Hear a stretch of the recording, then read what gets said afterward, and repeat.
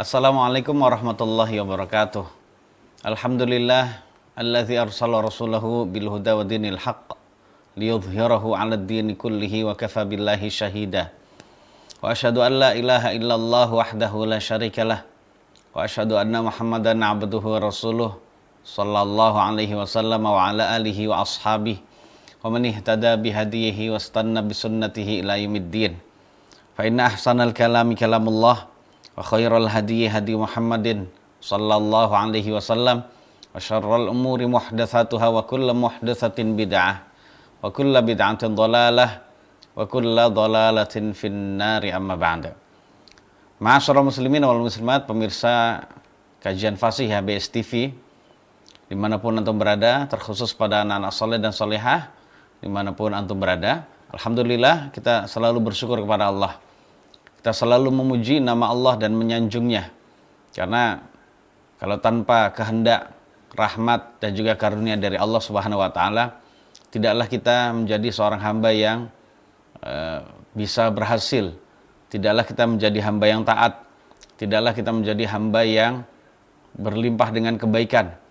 Tidaklah kita bisa menghadiri acara dan juga program-program yang bermanfaat bagi kita, ya, baik dalam urusan dunia atau urusan akhirat atau kedua-duanya.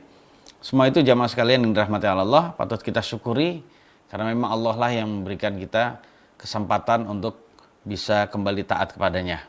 Kemudian salat dan salam semoga selalu dicurahkan kepada Nabi kita yang mulia sallallahu alaihi wasallam, kemudian pada keluarga, istri-istri, para sahabat beliau dan setiap pengikut beliau yang setia sampai akhir zaman.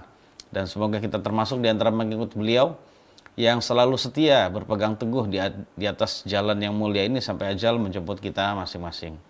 Kaum muslimin dan muslimat azanillah waliyakum, pemirsa kajian IHBS TV, kita mari sama-sama ikhlaskan niat untuk bisa mempelajari sejenak ilmu agama Allah Subhanahu wa taala. Yang akan kita pelajari kali ini adalah judul baru yang berkenaan dengan syurutu sihhatis shalah, yaitu syarat-syarat sahnya salat. Kalau syarat-syarat tentang wajibnya salat itu sudah kita pelajari, jamaah sekalian, di pertemuan yang lalu.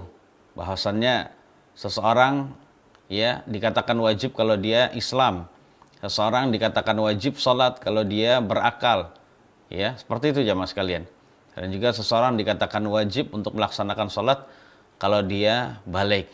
3 syarat ini kalau sudah terpenuhi dalam diri seorang, Islam, akil atau berakal dan juga balik, maka dia wajib melaksanakan sholat. Kemudian kita masih berkenaan dengan syarat-syarat sholat ya mas sekalian. Terkhusus adalah kalau seseorang sudah Islam, sudah berakal, ya dia berakal, kemudian sudah balik, maka ada hal-hal lain yang harus ya diketahui dan juga diamalkan dalam ibadah sholat dia. Nah, hal ini adalah berkenaan dengan syurutu sihhatis shalah, yaitu syarat-syarat sahnya sholat. Hal ini jamaah sekalian adalah hal yang wajib atau perkara yang wajib dipelajari oleh setiap umat Islam.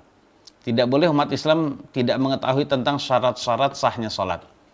Sehingga dia hanya melakukan ibadah sholat, namun ternyata dia melalaikan syarat-syaratnya. Maka yang demikian itu adalah sholatnya tidak sah. Nah, jadi namanya juga syarat sah, kalau tidak dipenuhi syaratnya maka sholatnya tidak sah. Seperti itu jamaah sekalian. Kemudian poin pertama akan kita bahas jemaah sekalian, apa makna syarat dalam bahasa Arab, ya, atau menurut istilah syar'i. Jadi kata para ulama usul fikih jemaah sekalian, jadi makna syarat itu adalah ma yalzamu min adamihi adamul masyrut, wala yalzamu min wujudihi wujudun wala adamun li dzatih. Artinya kalau diterjemahkan mungkin agak sulit jemaah sekalian, tapi nggak apa-apa saya terjemahkan dulu. Itu sesuatu yang apabila tidak ada maka tidak ada pula hal yang disyaratkan. Dan apabila ada, kalau tadi kan tidak ada. Jadi sesuatu yang apabila tidak ada, tidak dijumpai, maka tidak ada pula ya sesuatu atau perkara yang disyaratkan. Dan apabila ada, maka tidak mengharuskan adanya atau tidak adanya hal yang disyaratkan. Bingung kan jamaah? Ya, sekalian ya, bingung ya.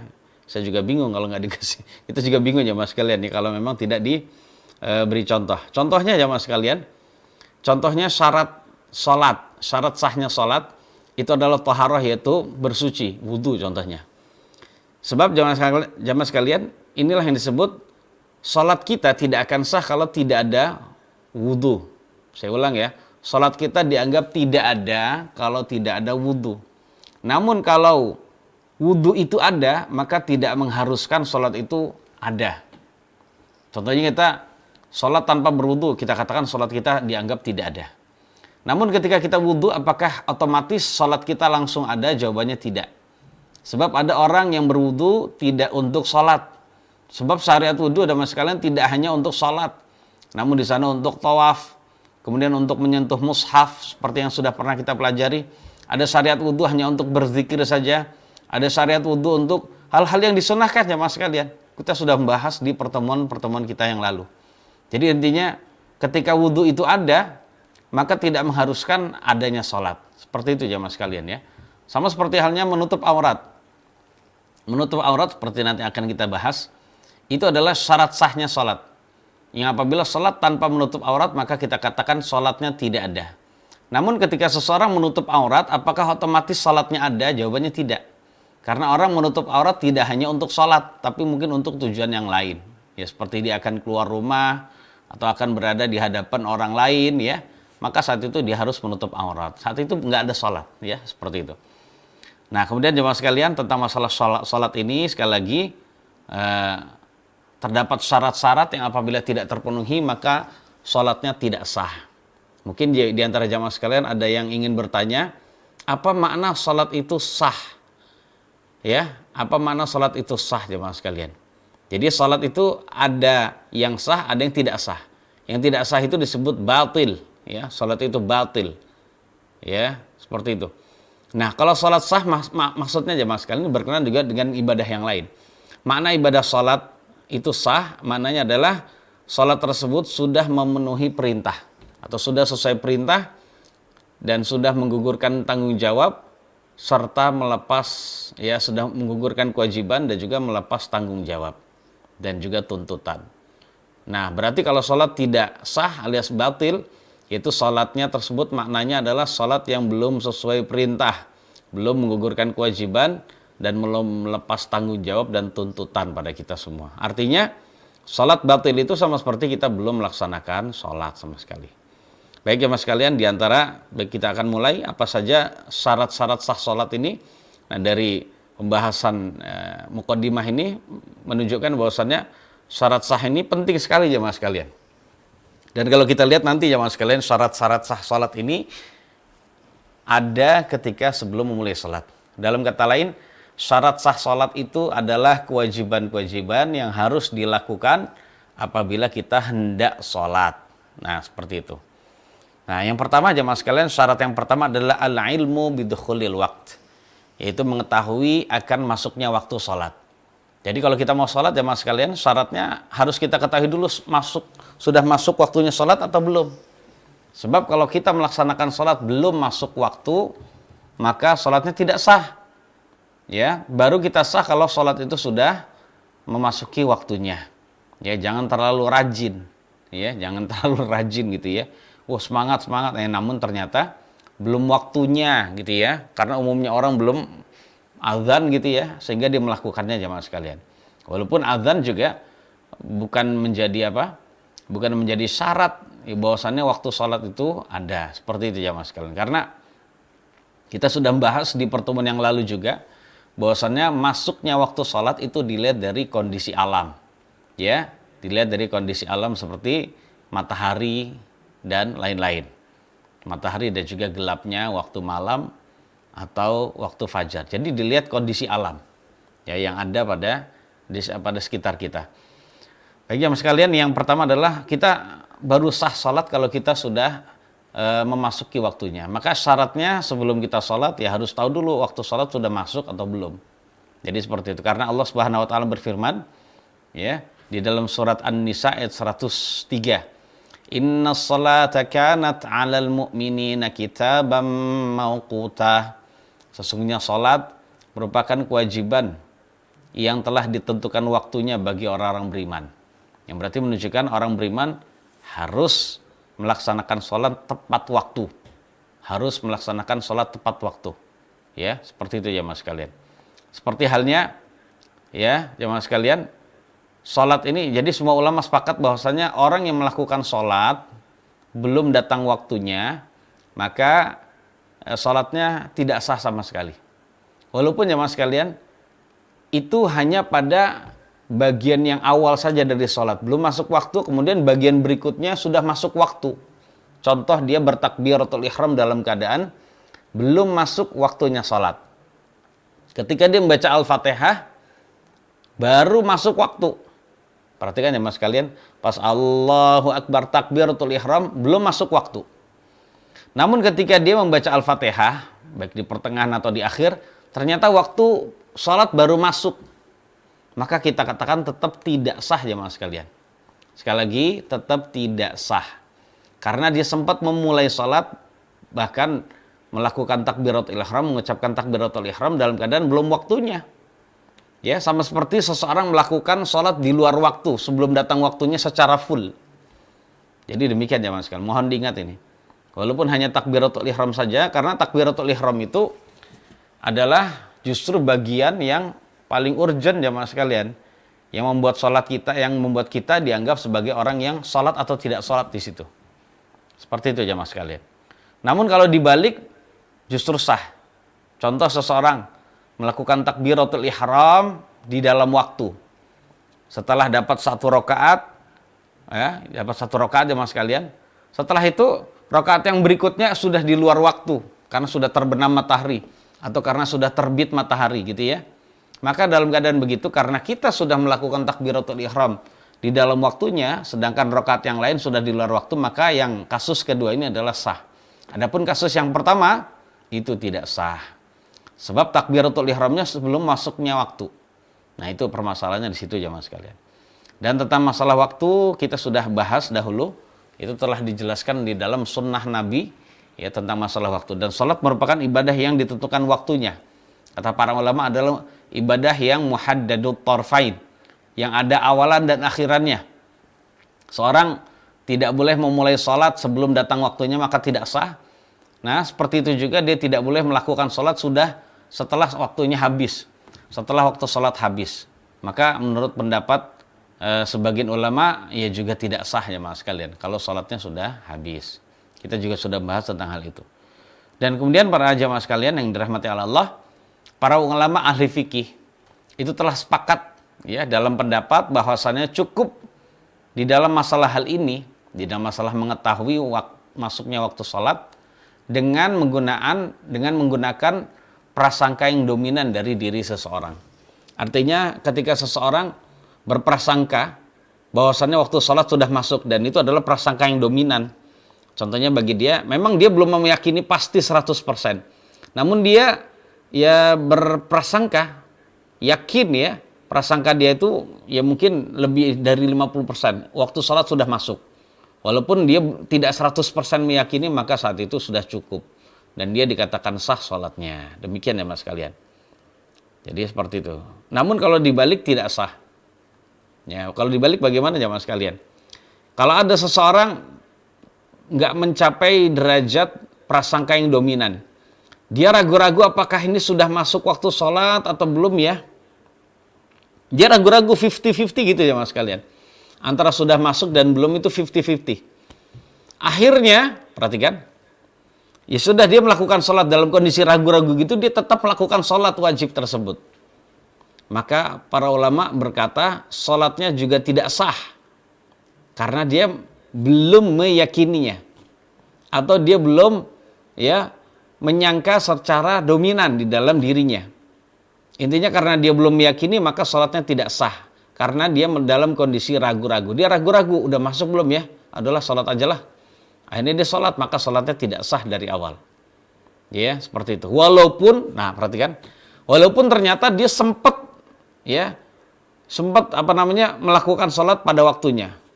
Dalam kata lain, walaupun dia memulai sholat sudah pada waktunya, dia waktu awal sekali. Namun karena dia ragu-ragu, inilah jamaah sekalian, karena dia ragu-ragu, maka sholatnya tidak sah. Jadi perlu adanya keyakinan dan juga prasangka yang dominan agar sholat kita bisa diterima jamaah sekalian ya. Itulah jamaah sekalian yang dirahmati Allah berkenaan dengan masalah syarat yang pertama. Ya, sekarang syarat yang kedua dari salat. Salat juga harus memenuhi syarat yang kedua. Apa itu jamaah sekalian? Yaitu at-taharatu minal hadatsaini ma'al qudrah.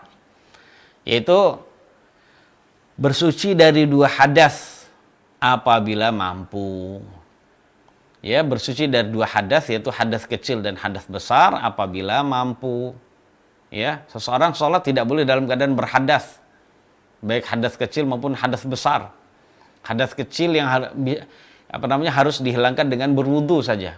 Hadas besar itu harus dan wajib dihilangkan dengan mandi janabat atau mandi haid atau mandi nifas. Ya, seperti itu. Jadi kalau seseorang masih mampu jamaah sekalian, hukum asalnya sholat bersih, harus bersih dari hadas. Harus suci, bersih, dan juga terbebas dari hadas. Ya, dengan cara dia berwudu atau dia melakukan mandi wajib. Jadi itu berdasarkan ya jamaah sekalian firman Allah Subhanahu wa taala tentang masalah kewajiban kalau kita mau sholat untuk berwudu, yaitu Allah tabaraka wa taala berfirman dalam surat Al-Maidah ayat 6, ya ayyuhalladzina amanu idza qumtum ilas sholati faghsilu wujuhakum. Wahai orang-orang beriman, apabila kalian hendak melaksanakan sholat dan dalam kondisi batal tentunya, maka basuhlah wajah kalian dan tangan kalian sampai kedua siku dan seterusnya. Artinya wahai orang beriman, jika kalian hendak melaksanakan sholat maka berwudulah. Perintah untuk berwudu adalah larangan bagi kita untuk sholat tanpa wudu. Saya ulang ya, perintah untuk wudu sebelum sholat sama dengan larangan bagi kita melakukan sholat tanpa wudu. Seperti itu ya mas kalian. Kemudian Nabi kita yang mulia sallallahu alaihi wasallam bersabda dalam hadis yang sahih yang diriwayatkan oleh Al-Imam Al-Bukhari dan Muslim. Ya, beliau bersabda, la yaqbalullahu salata ahadikum idza ahdatsa hatta yatawadda. Jadi Allah tidak menerima salatnya salah satu kalian apabila dia telah berhadas sampai ia berwudu. Makanya wudu dulu. Wudu dulu jamaah sekalian. Maka pentingnya ketika kita berwudu, saya niatkan wudu untuk salat saya. Boleh juga niat wudu, saya niat wudu untuk menghilangkan hadas kecil. Nah, kalau sudah demikian niat seperti tadi, ya, niatnya dalam hati tentunya ya, tidak diucapkan, dalam hati saya niat wudu untuk melaksanakan salat, maka wudunya sah karena sudah berniat. Ya, wudunya sah karena sudah berniat dan juga salatnya pun juga sah. Salatnya pun juga sah. Seperti itu. Nah, jemaah sekalian, dari dalil-dalil di atas, ya, dan juga dari Al-Quran dan sabda Nabi yang mulia sallallahu alaihi wasallam itu menunjukkan pada kita bahwasanya tentang syarat sahnya salat, yang mana salat itu tidak sah melainkan dengan mewujudkan suci dari hadas. Suci dari hadas. Ya harus. Jadi nggak diterima orangnya salatnya orang yang berhadas. Habis pipis, habis buang air besar, air kecil, ya. Habis tidur terlelap, ya. Kalau bagi orang Arab habis makan daging onta atau habis dia mabuk kehilangan akal, dia langsung salat gitu, maka saat itu salatnya tidak diterima. Seperti itu. Kecuali ada kecualinya jamaah sekalian. Kecuali apabila dia termasuk orang yang memiliki uzur syar'i. Ya, seperti sahibus salisil baul, yaitu orang mengalami suatu penyakit sering pipis alias beser. Dan itu tidak bisa ditahan. Tidak bisa ditahan jamaah sekalian karena itu akan terus-menerus keluar baik di dalam salat maupun di luar salat. Ya. Baik ketika kondisi mau salat maupun kondisi yang lain. Nah, demikian. Maka dalam keadaan begitu diperbolehkan bagi dia salat dalam keadaan berhadas. Karena ketika dia berwudu keluar lagi, ya sudah nggak apa-apa. Yang penting dia memakai pembalut.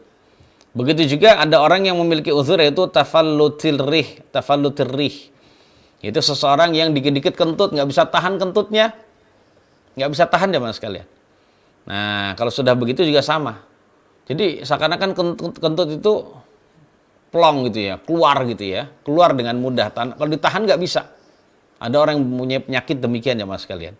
Nah, suatu saat dia sakit perut, dia juga nggak bisa nahan itu, ya, duburnya nggak bisa nahan sehingga terkadang mohon maaf mencret dan sebagainya. Nah, orang yang seperti ini jamaah yang dimuliakan oleh Allah Subhanahu Wa Taala, orang yang memang dikit-dikit kentut, nggak bisa ditahan, orang ini ada uzur. Sebab kalau dia dibebankan harus wudhu lagi, kemudian ngulangi sholat lagi, maka saat itu dia akan memberatkan. Itu akan memberatkan dia. Begitu juga kalau di kalangan kaum wanita ada perempuan yang beristihadah. Perempuan yang beristihadah yaitu mengeluarkan darah yang keluarnya bukan pada masa haid dan selain haid. Dalam kondisi demikian jamaah sekalian, seseorang wajib ya dia berwudu saja. Jadi contohnya orang yang memiliki penyakit beser, kencing terus-menerus atau kentut terus-terusan, atau bagi perempuan yang istihadah dia mengeluarkan darah terus padahal bukan haid, atau setelah selesai haid kok keluar terus, maka mereka tetap kondisinya harus melaksanakan sholat walaupun mereka berhadas di dalam sholat maupun sebelum sholat. Begitu juga jamaah sekalian, ada lagi orang yang memiliki kondisi yang lebih berat dibandingkan semua orang itu, yaitu faqidut tahurain, seseorang yang tidak menjumpai dua alat bersuci. Ya, dia tidak menjumpai air dan tidak menjumpai debu. Ya kok di mana itu orang nggak menjumpai air dan debu jamaah sekalian? Ya bisa jadi dia termasuk orang yang diikat jamaah sekalian oleh orang kafir. Ya diikat, di penjara gitu ya, nggak dikasih makan, nggak dikasih minum, ya nggak dikasih minum, ya minuman aja nggak dikasih, apalagi air untuk berwudu. Nah dalam kondisi begitu dia nggak menjumpai air wudu dan juga tidak menjumpai debu gitu ya, maka orang seperti itu, seperti contoh orang di penjara dan sebagainya, maka dia tetap sholat sesuai dengan kondisinya dia. Itulah jamaah sekalian yang dirahmati oleh Allah Subhanahu wa ta'ala. Tentang masalah syarat yang kedua itu suci dari hadas ya, kecil dan juga hadas besar. Taib. Itu harus dihilangkan dengan wudu dan mandi wajib. Kemudian syarat yang ketiga jamaah sekalian, itu syarat at-taharatu minan najisi fil badani wathawbi wal makan. Itu syarat bersuci. Syarat bersuci dari najis di tubuh, pakaian dan juga tempat. Ini penting. Seorang kalau sudah berwudu namun ternyata tempatnya najis atau bajunya najis atau pakaiannya najis, maka sholatnya juga tidak diterima. Ya jemaah sekalian, wudunya bagus, namun ternyata dia memakai baju yang haram dalam keadaan dia sendiri tahu. Ya, dalam kondisi demikian jemaah sekalian, sholatnya tidak sah. Ya sholat dalam keadaan najis, entah di bajunya atau badannya atau tempat sholatnya. Nah adapun ya berarti menunjukkan kita wajib mensucikan tubuh kita. Ya kalau terkena najis seperti pipis harus disucikan kemaluannya dulu. Kemudian setelah itu sucikan lagi, siram lagi kaki yang mengenai air istinja. Air istinja itu ya harus dikenakan supaya tidak najis nanti ketika memakai celana atau sarung. Kemudian jemaah sekalian, adapun tentang masalah dalil wajibnya kita memakai pakaian yang suci, Allah Subhanahu wa taala berfirman dalam surat Al-Muzzammil Al-Muddathir ayat 4. Allah Subhanahu wa taala berfirman wasiyabaka fatahhir, dan sucikanlah bajumu wahai Muhammad. Sucikanlah bajumu wahai Muhammad. Nah, ayat ini menunjukkan bahwasannya wajib bagi Nabi dan juga umatnya untuk membersihkan pakaian ketika mau sholat, membersihkan dari najis, jadi disuciin. Kemudian adapun dalil tentang wajibnya bersuci pada baju jamaah sekalian, bersuci pada baju. Kalau tadi pada badan ya jamaah sekalian, mohon maaf pada badan, wasiyabaka fatahhir. Nah kalau sini pada pakaian, ya pada pakaian sama. Kalau pakaian dengan badan itu dalilnya sama para ulama, itu wasiyabaka fatahhir. Atau dalam hadis lagi Nabi SAW pernah bersabda berkaitan dengan darah yang jadi berkenaan dengan pakaian yang terkena darah haid. Jadi pakaian ibu-ibu terkena darah haid. Nabi bersabda tentang hal itu. Tahuttuhu dia harus kerok. Dia harus kerok bajunya. Tsumma taqrusuhu. Kemudian dia kerik. Dikerok, dikerik. Ya, setelah kering taqrusuhu bil ma'i. Jadi setelah dikerok-kerok, habis itu dikucek-kucek dengan menggunakan air. Tsumma tandahuhu tsumma tusalli alaihi tusalli fihi. Kemudian setelah disiram air, jadi setelah dikerok-kerok kemudian disiram dengan air, dia kemudian ya jemaah sekalian boleh melakukan sholat lagi setelahnya. Yang penting ini adalah perempuan yang memang terkena darah, ya memang terkena darah bajunya. Namun jamaah yang dimuliakan oleh Allah, darah tersebut kalau sudah dihilangkan wujudnya, kemudian sudah disiram dengan air, maka pakaian tersebut menjadi suci dan layak dan serta diperbolehkan untuk digunakan sholat. Nah, demikian ya mas sekalian. Kemudian di antara dalil yang lain, jadi hal-hal yang kita kenakan itu jemaah sekalian itu harus dalam kondisi suci. Sekali lagi harus dalam kondisi suci. Nah, Nabi kita yang mulia sallallahu alaihi wasallam juga pernah sholat memakai sendal yang najis, alas kaki yang najis. Saat Nabi memulai sholat jemaah sekalian, kemudian Nabi dibisiki Jibril bahwasanya di bawah kaki Nabi atau alas kaki Nabi itu menginjak kotoran yang najis gitu ya. Ya kotoran makhluk. Ya bisa manusia atau yang lain. Menginjak kotoran yang najis. Kemudian Nabi SAW yang saat itu salat memakai sendal, dilepas itu sendalnya. Sendalnya dilepas. Ya, kemudian karena melihat Nabi melepas sendal, para sahabat juga ikut-ikutan melepas sendal. Karena menyangka itu juga termasuk gerakan sholat. Padahal bukan. Nabi memberitahu tentang sebabnya karena ini terkena najis. Seperti itu jamaah sekalian. Dan berarti menunjukkan sekali lagi di antara syarat sah adalah kita harus membersihkan dan mensucikan baju kita. Kemudian berkenaan dengan masalah baju. Baju harus suci jamaah sekalian. Jadi intinya kita tidak boleh membawa apapun yang najis. Sekali lagi kita tidak boleh membawa apapun yang najis. Di antara membawa hal yang najis adalah menggendong anak yang ternyata walaupun pakai pampers dan tidak terkena bajunya, namun ternyata dia termasuk menggendong anak yang memakai pampers yang sudah diompolin bolak-balik, ya, atau diompoli minimal sekali, itu juga sama, tidak boleh. Jadi walaupun pampers itu isi pampers atau kayak kotoran atau najis tersebut tidak terkena bajunya, namun ketika dia menggendong anak yang najis, maka jamaah sekalian yang najis ya karena pipis, maka saat itu sholatnya juga tidak sah. Seperti itu jamaah sekalian, mohon diingat. Ya, mohon diingat. Karena para ulama menjelaskan tentang hal ini. Kalau ada seseorang membawa botol isinya air kencing.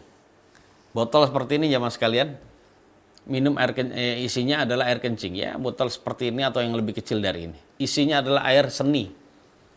Kemudian botol tersebut dikantongin oleh orang yang sholat.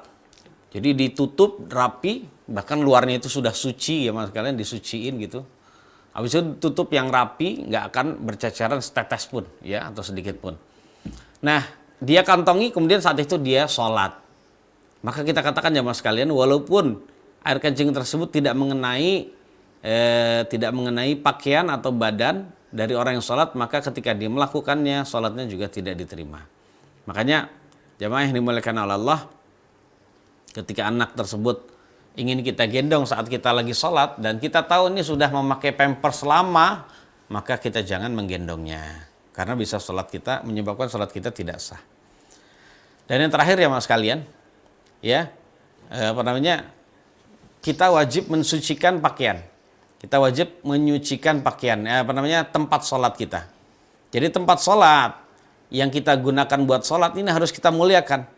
Nggak boleh kita merendahkan sholat kita dengan ternyata kita sholat di tempat yang najis. Ya seperti itu ya mas kalian. Tentang hal ini ya mas kalian, Allah Subhanahu wa taala berfirman, yaitu di dalam surat Al-Baqarah ayat 125, wa ahidna ila Ibrahim wa Ismail an tahira baitiya lit-ta'ifina wal 'akifina warruk'is sujud. Jadi dan kami telah berpesan kepada Nabi Ibrahim serta Ismail, sucikanlah Baitullahku, sucikanlah rumahku, kata Allah Subhanahu wa taala, bagi orang-orang yang bertawaf, yang iktikaf dan juga dalam keadaan kondisi sholat. Ya, karena memang jamaah sekalian, kita usahakan untuk bisa memperhatikan, dan maksud dari firman Allah ini jamaah sekalian adalah Nabi Ibrahim dan Ismail itu diperintahkan untuk membersihkan rumah Allah, membersihkan rumahnya Allah dari hal-hal yang najis, dari hal-hal yang kotor dan bersifat najis. Seperti itu jamaah sekalian. Kemudian dalilnya dari sunnah Nabi. Nabi pernah memerintahkan ya untuk didatangkan air, kemudian disiramlah air satu ember tersebut ke dalam atau pada tempat yang dikencingi oleh orang Arab Badui. Orang Arab Badui, sebab orang Arab Badui gitu ya, Badui lagi salah. Jadi orang Arab Badui itu ketika masuk masjid, dia langsung pipis di dalam masjid pada areal yang ada di dalam masjid itu. Nggak dijelaskan areal mana, apakah di depan atau di belakang dan sebagainya. Kemudian jamaah sekalian, ya dan ketika itu para sahabat langsung loncat dan ingin memukul dia karena dianggap kurang ajar. Kemudian Nabi bersabda, "Da'uhu la tuzrimuh." Sudah, kamu tinggalkan saja. Kamu biarkan dia, jangan kamu putus. Jangan kamu putus kencingnya, biarkan dia kencing dengan tumak ninah gitu ya, dengan tenang. Nah, dan itu adalah kebaikan Nabi yang mulia sallallahu alaihi wasallam. Ya, sebab kalau Nabi membiarkan para sahabat, yang terjadi apa? Ya, sahabat Nabi ini, yaitu orang Arab Badui ini, itu kencingnya bisa kemana-mana, lebih luas lagi. Membuat najis masjid, membuat najis pakaiannya juga, dan juga membuat najis tubuhnya gitu ya. Karena dia belum sempat cebok gitu ya. Nah, kondisi seperti itu Nabi anggap sesuatu yang biaran lah, nggak apa-apa. Karena orang nggak ngerti kok ya. Akhirnya Nabi meminta untuk didatangkan satu ember yang berisi air, kemudian saat itu disiramkan pada tempat yang dikencingi oleh orang Arab. Seperti itu, orang Arab Badui. Kemudian jamaah sekalian yang dirahmati oleh Allah Subhanahu wa taala. Jadi tentang masalah hal yang najis ini jamaah sekalian ada perkara yang penting juga. Ya, bahwasannya bagaimana hukumnya orang yang sholat namun dia ternyata membawa najis.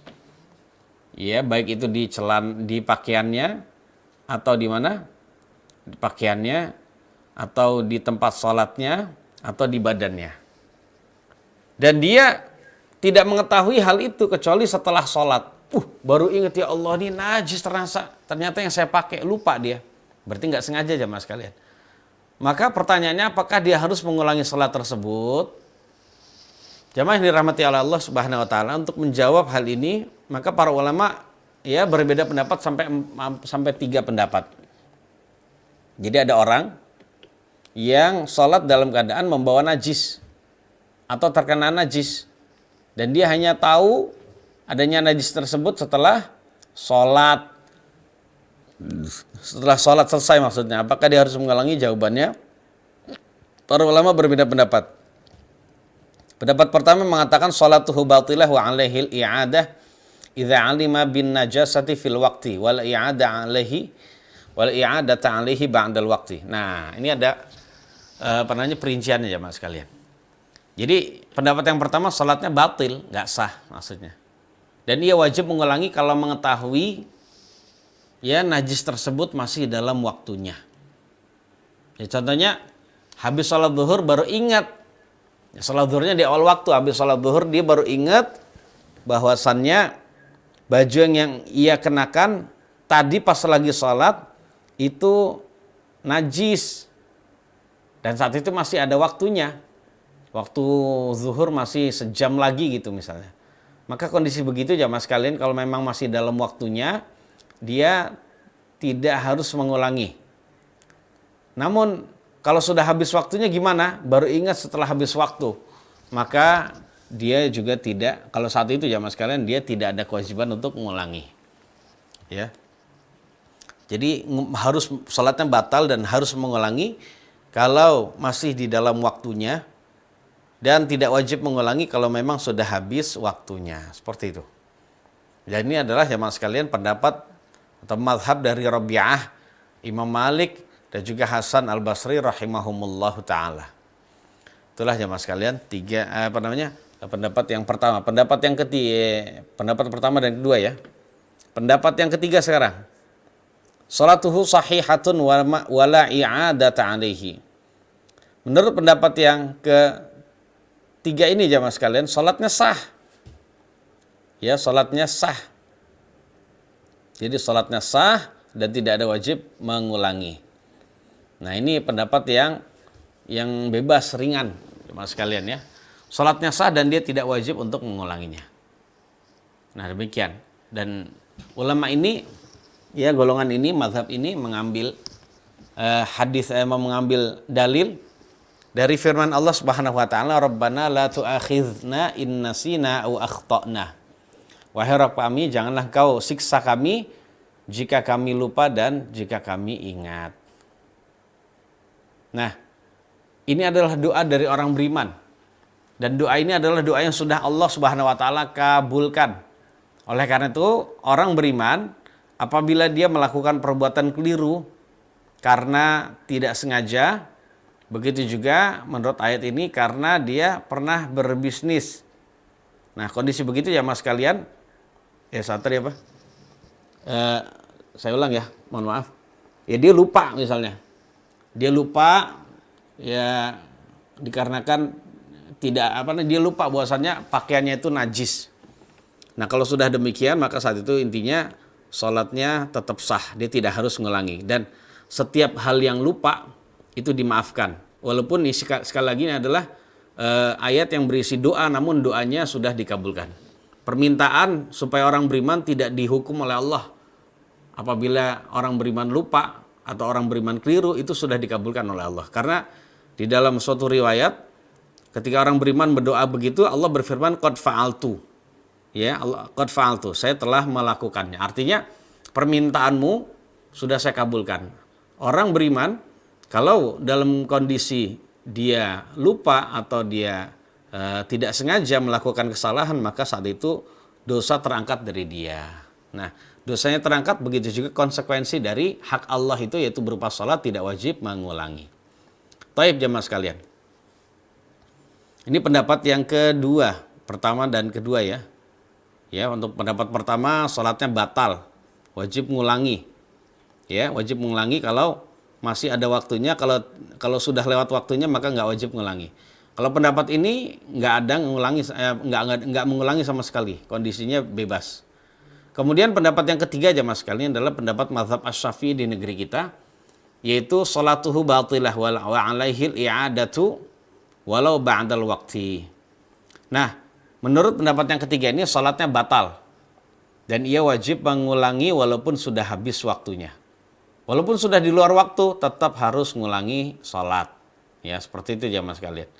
Jadi alasannya apa jamaah sekalian? Di annahu faqada syartan min syuruti sihhatus shalah fabatalat walazimahul i'adah. Alasannya pertama adalah ya dia kehilangan satu syarat dari syarat-syarat sahnya sholat. Maka sholatnya batal dan dia wajib mengulangi. Itulah tiga pendapat jamaah sekalian ya, yang mengatakan kalau orang sholat dalam keadaan membawa najis tapi dia baru ingat.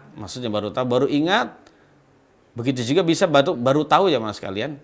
Baru tahu najis tersebut setelah sholat. Ternyata bau pesing itu ternyata dari apa? Dari peci saya tadi ya. Karena dimaini oleh anak saya yang sedang pipis gitu ya. Nah, maka saat itu hukumnya wallahu a'lam bishawab, pendapat yang saya pilih adalah pendapat yang tidak mengatakan harus mengulangi. Jadi pendapatnya yaitu pendapat yang saya pilih adalah pendapat yang mengatakan bahwasanya sholatnya sah dan tidak wajib untuk mengulangi sholat. Kemudian jamaah yang dirahmati Allah, berkenaan dengan tentang masalah hal ini, ya ada hal yang berkenaan dengan masalah najis dan tidak najis tempat sholat. Ternyata jamaah sekalian, ada beberapa tempat yang kita dilarang untuk melakukan sholat di dalamnya.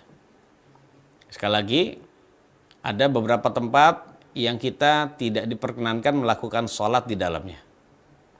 Jemaah sekalian yang dirahmati Allah, secara umumnya atau secara umum atau pada asalnya seluruh bagian dari permukaan bumi ini hukumnya adalah masjid bagi umat Islam.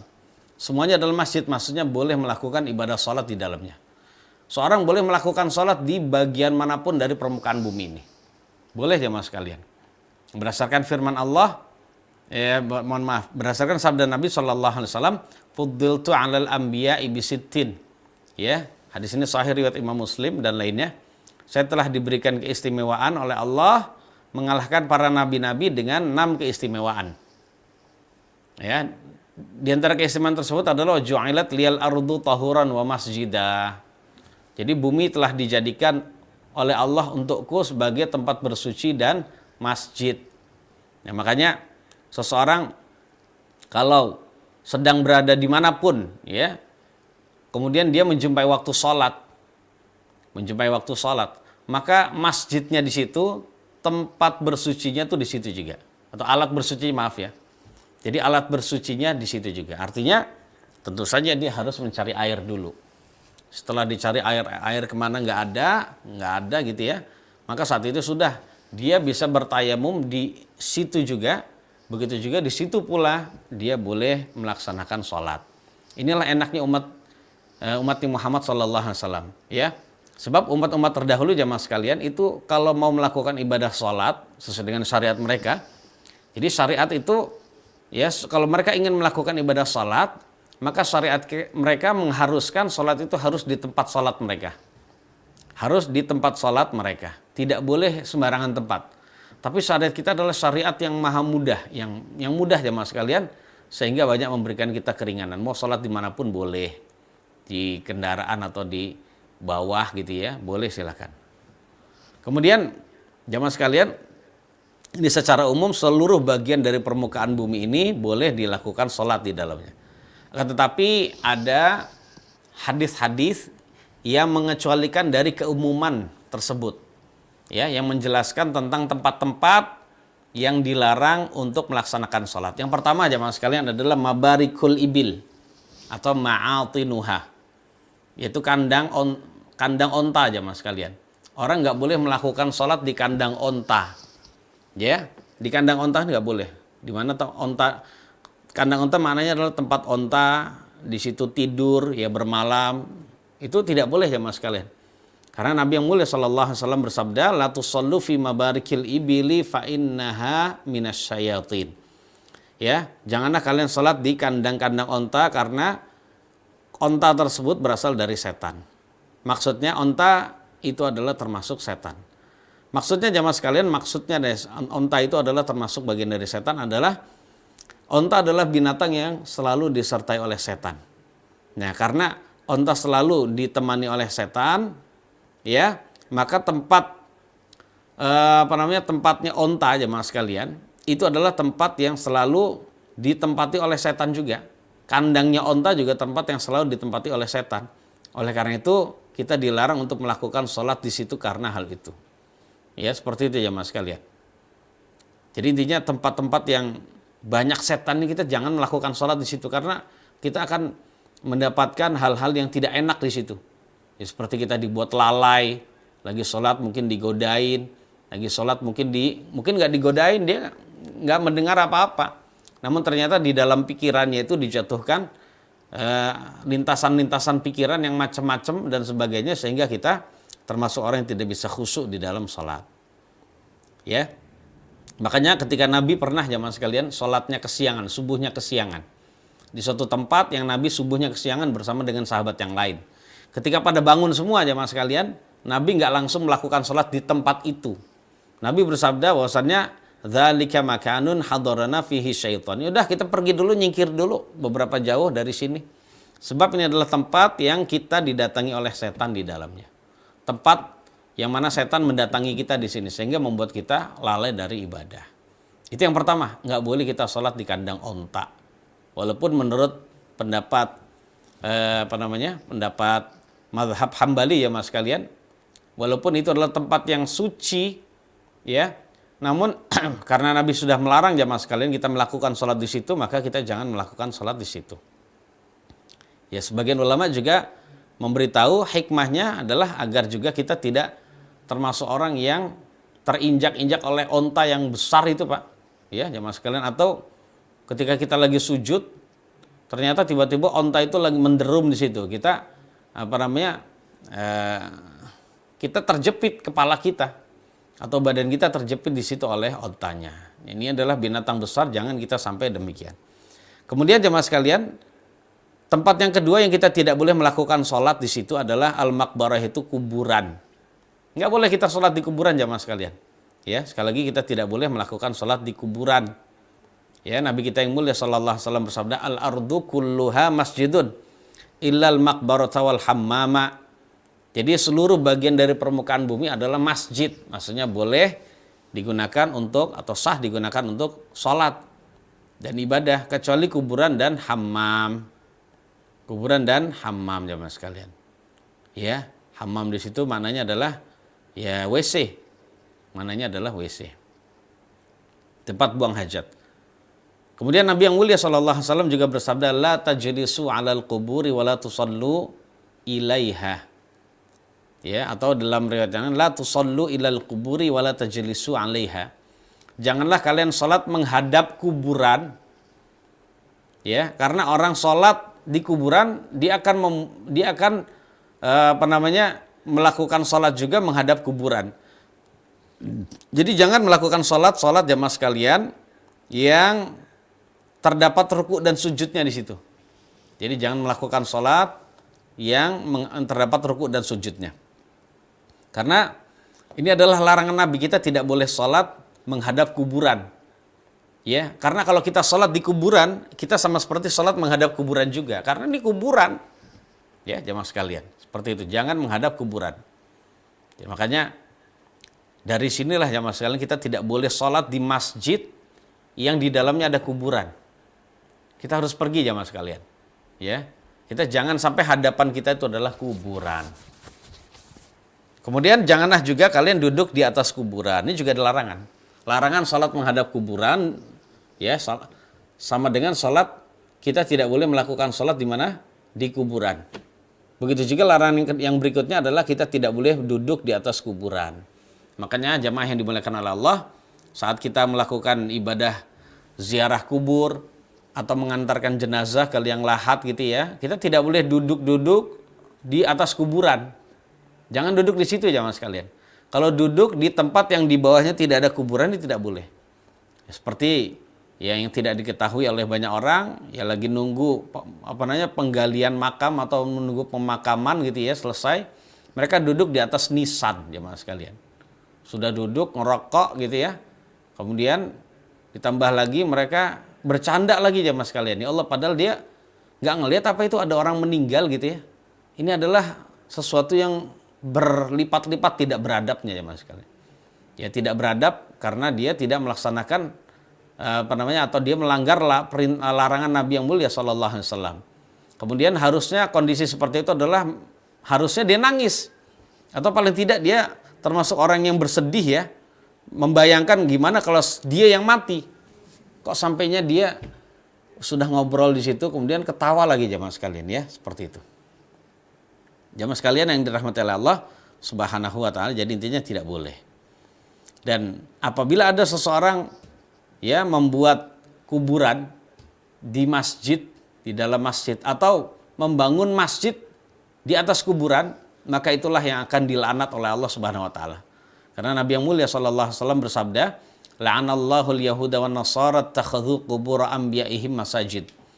Ya. Jadi Allah Subhanahu wa taala telah melaknat Yahudi dan Nasrani.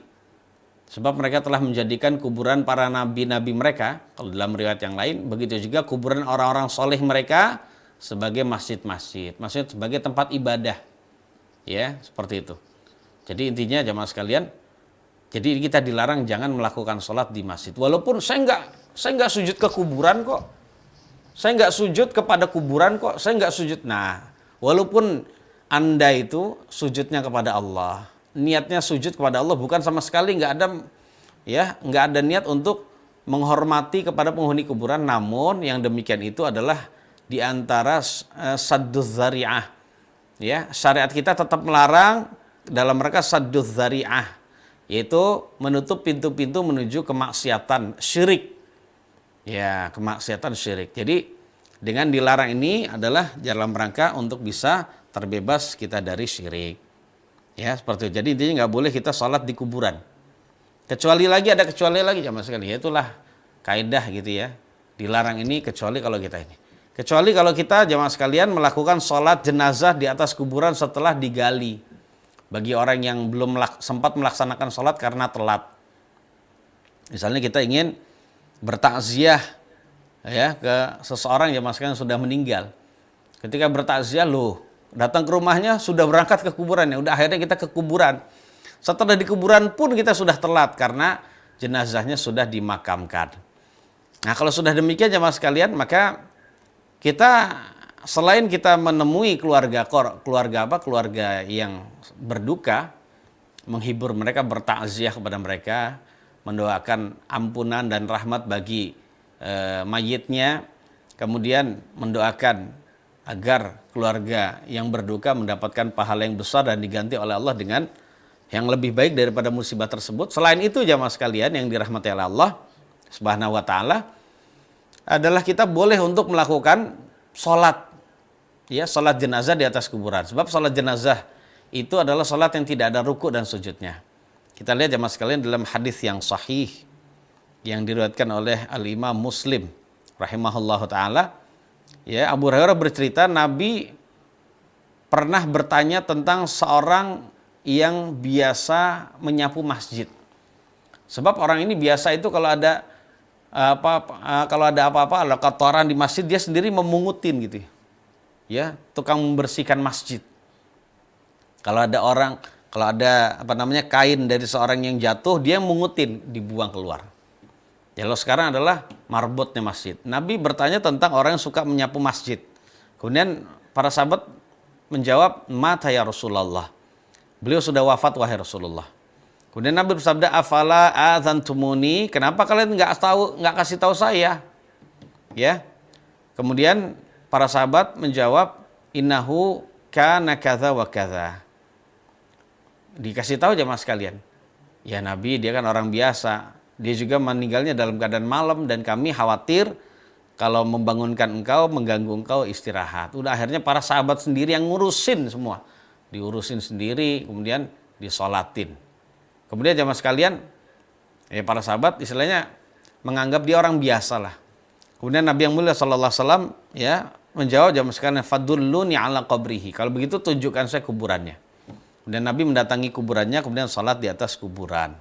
Ya jemaah sekalian, ini hadis ini menunjukkan, hadis sahih ini disyariatkan bagi kita melakukan salat jenazah di atas kuburan. Berbeda dengan sholat yang ada ruku dan sujudnya. Wallahu a'lam. Yang ketiga jemaah sekalian, tempat ketiga yang tidak boleh kita melakukan sholat, yaitu al-hammam, yaitu tempat mandi jemaah sekalian. Hammam itu adalah tempat mandi. Jadi hammam itu makanul ightisal, la makanu qada'il hajati kama yutlaqu alaihi al-awam. Jadi sebenarnya hammam itu menurut bahasa syariat itu adalah tempat mandi ya mas sekalian. Tempat mandi ini kita tidak boleh melakukan sholat di dalamnya. Alasannya apa? Tentu saja tempat mandi adalah tempat yang najis ya mas sekalian. Maka kita jangan sholat di situ. Ya seperti itu ya mas sekalian. Karena berdasarkan sabda Nabi tadi, al-ardu kulluha masjidun illal maqbarata wal hammama. Jadi seluruh bagian dari permukaan bumi adalah masjid. Yang maksud dari masjid adalah sah untuk melakukan sholat di dalamnya. Ya kecuali kuburan dan hammam. Ya seperti itu. Allahu a'lam bishawab. Ya lanjutnya insya Allah nanti kita akan bahas dalam pertemuan yang akan datang. Itu syarat sholat yang lain. Baik, di antara jamaah silakan kalau ingin bertanya. Selagi anak bisa saya jawab, monggo silakan. Baik Ustaz, syukron jazakumullahu khairan katsiran atas materi yang telah antum sampaikan. Semoga bermanfaat dan dapat diambil faedahnya dari kajian pada hari ini Ustaz. Baik, saat ini kita telah memasuki sesi tanya jawab Ustaz. Dan bagi pemirsa yang ingin mengirimkan pertanyaannya seputar kajian fikih anak soleh ini, silahkan dapat melalui nomor WhatsApp di nomor 0811 8033 389. Baik Ustaz, akan Ana bacakan untuk pertanyaan pertama. Bismillah, Assalamualaikum Ustaz. Waalaikumsalam. Bagaimana hukumnya sholat zuhur dan asar telah selesai dikerjakan, namun sore harinya saat mandi di bagian celana dalam baru tercium bau pesing Ustaz. Bisa saja bekas kencing yang tercecer dari celana dalam. Apakah sholat zuhur dan asarnya itu perlu diulang Ustaz? Syukron. Jamaah sekalian yang dirahmati oleh Allah Subhanahu wa taala. Jawaban tentang hal ini adalah seperti yang tadi kita bahas. Para ulama berbeda pendapat sampai 3 pendapat. Kalau antum ingin berhati-hati, ya silakan antum memilih pendapat yang sholat itu batal dan harus mengulangi. Baik di dalam waktunya, maksudnya masih ada waktu sholat tersebut maupun sudah di luar waktunya. Ini adalah pendapat yang paling berhati-hati, monggo silakan. Namun pendapat yang saya pilih, kalau itu memang kita tidak sengaja, kita memang termasuk orang yang sudah menjaga najis sebelumnya. Kita juga termasuk orang yang kalau pipis itu dicebok dan lain-lain, hal-hal yang najis sudah kita hindari. Ini sesuatu yang memang nggak biasa, kita nggak sengaja. Maka saat itu pendapat yang saya pilih adalah pendapat sholatnya sah dan tidak wajib mengulangi. Namun untuk berikutnya ya harus berhati-hati. Berarti kalau sudah ada pengalaman begitu, maka kita harus berhati-hati. Nah terkadang jamaah sekalian, kemungkinan di antara hal itu penyebabnya ketika kita habis selesai pipis, buang air kecil, kita tidak tuntas di dalam membersihkan, tidak sampai tuntas menghilangkan air kencing, ya, menumpahkan air kencing yang masih tersisa di saluran kencing dari kemaluan kita. Ya hendaknya kemaluannya dipijit, ya mas sekalian, dipijit sebelum kita beristinja atau cebok gitu ya. Setelah kita pijit bolak-balik, ya maka saat itu kita barulah diistinja atau kita cebok.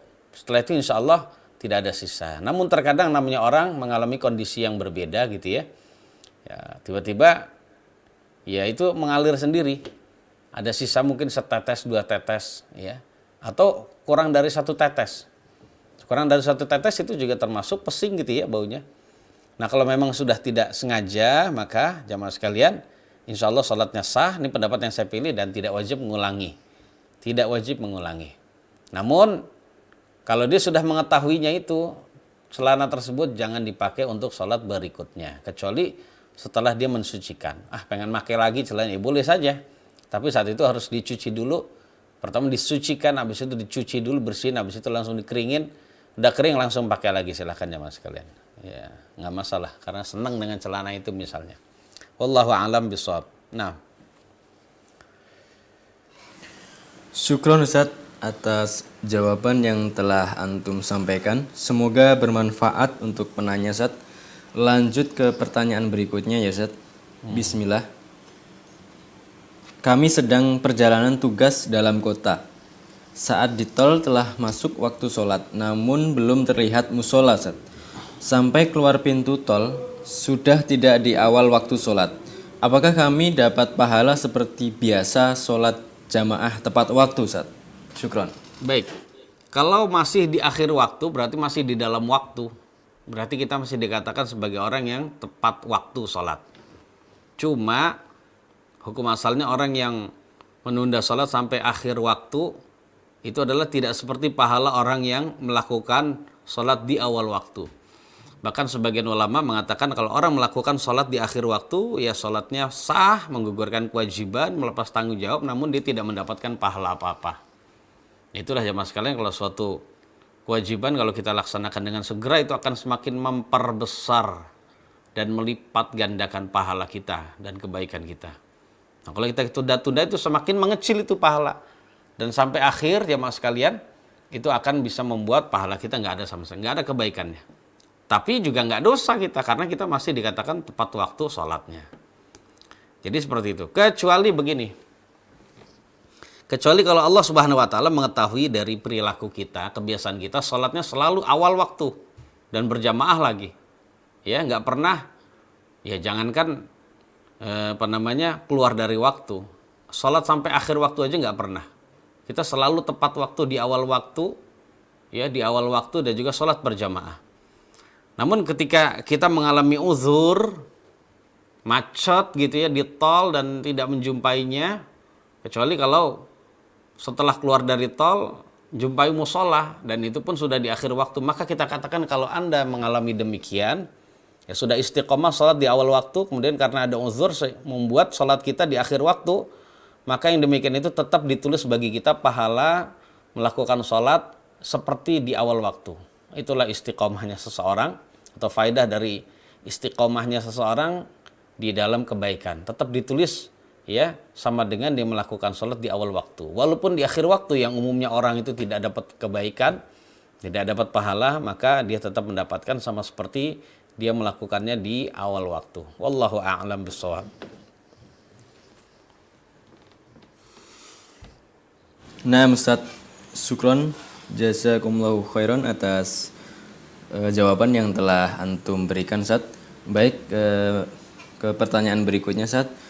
Bismillah, izin bertanya, bolehkah menjamak sholat karena repot mengurus anak, Ustadz? Syukron. Jamaah sekalian yang dirahmati oleh Allah Subhanahu wa taala, sebagian ulama ya memberikan penjelasan di antara uzur seseorang boleh menjamak sholat adalah al-masyaqqah. Al-masyaqqah itu adalah kondisi berat. Ya, kondisi berat. Jadi suatu saat seseorang mengalami kondisi berat, apapun itu keberat untuk bisa melakukan sholat berkali-kali, melakukan sholat lebih dari satu kali di waktu yang berbeda-beda, maka itu adalah kondisi berat. Ya, contohnya adalah kalau dulu ya dia melakukan kegiatan pekerjaan di ladangnya gitu ya. Nah kalau sekarang mungkin ibu-ibu ngurus anak gitu ya, harus melakukan pekerjaan begitu banyak dalam satu waktu, dan dia sulit untuk mengerjakan sholat di waktu yang berbeda-beda dalam waktu yang lebih dari satu kali. Maka wallahu a'lam bishawab, kondisi seperti ini memperbolehkan ibu tersebut, ya boleh ya memperbolehkan ibu tersebut melakukan jamak. Namun jamak itu tidak qasar ya. Ya artinya kalau sholat itu 4 ya tetap 4. Kalau sholat tersebut ya 3 ya tetap 3.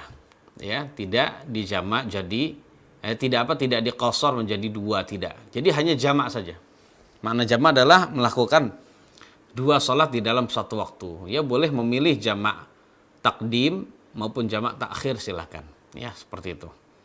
Jadi adapun uzur yang lain yang memang dijelaskan dalam hadis, seperti seorang mengalami sakit yang berat, kalau bolak-balik ketika datang waktu zuhur sholat, nanti habis asar sholat lagi. Ya ini berat.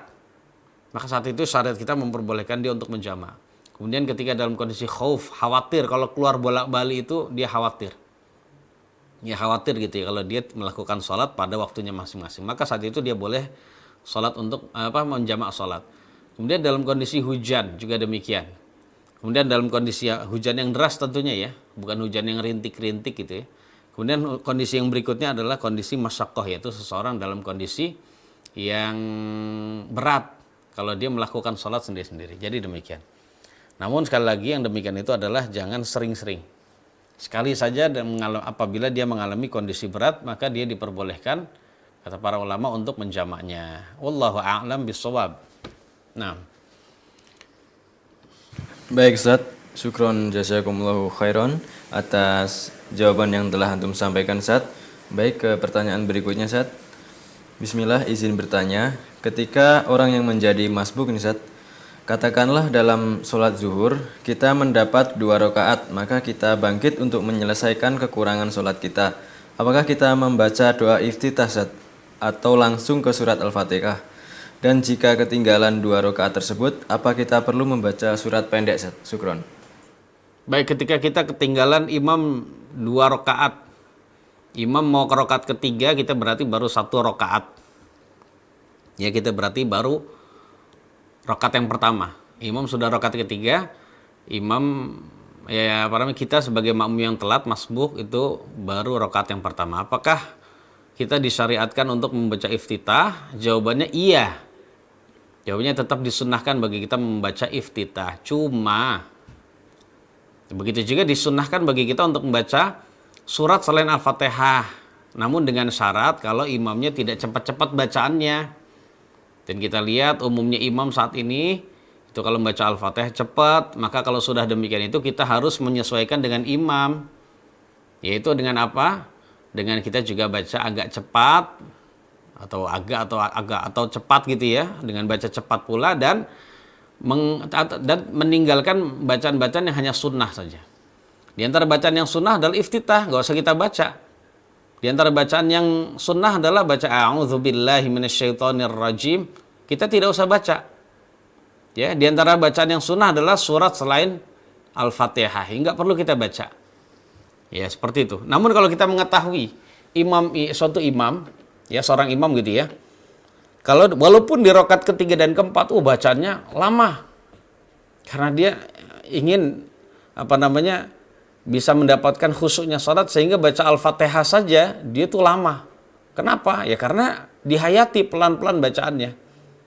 Nah, dalam kondisi begitu dia sang makmum yang telat ini dia boleh melakukan atau membaca bacaan-bacaan yang sunnah juga. Ya, cuman tentu saja tidak semua bacaan sunnah yang bisa dia baca. Karena selambat-lambatnya seorang membaca Al-Fatihah, maka jemaah yang dimuliakan oleh Allah Subhanahu wa taala tentu saja tidak membuat sang makmum bisa melakukan semua sunnah yang ada.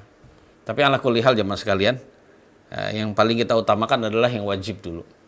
Baca Al-Fatihah mulai dari bismillah sampai waladhdallin. Amin. Nah, misalnya imam kok belum ruku juga, ya boleh kita saat itu membaca surat selain Al-Fatihah. Nah, baik kita selesai maupun tidak selesai, ketika imam ruku, maka saat itu kita baru ikut ruku. Nah, demikian wallahu a'lam bishawab. Ya, itu hendaknya Bapak yang bertanya itu melihat kondisi dari imam tersebut. Jadi kita harus menyesuaikan kondisi dengan imam tersebut ya. Wallahu a'lam. Baik, Ustaz. Demikian tadi adalah pertanyaan terakhir, Ustaz, kajian pada hari ini. Baik pemirsa, kita telah memasuki ujung acara. Namun sebelumnya kami infokan untuk dapat selalu mengikuti program ini yang akan tayang setiap Selasa insyaallah pukul 4 sore.